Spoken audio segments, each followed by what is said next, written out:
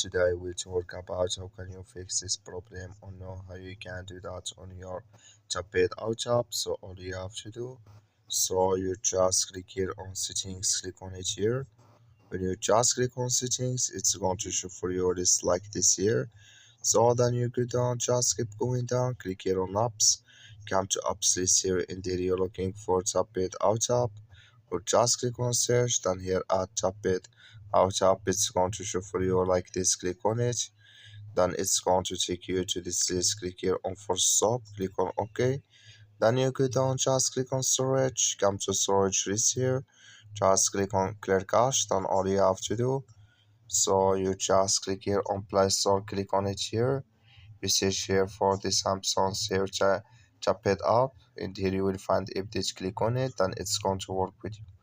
That's all you have to do. Thank you for watching. Don't forget to support us by liking, subscribe.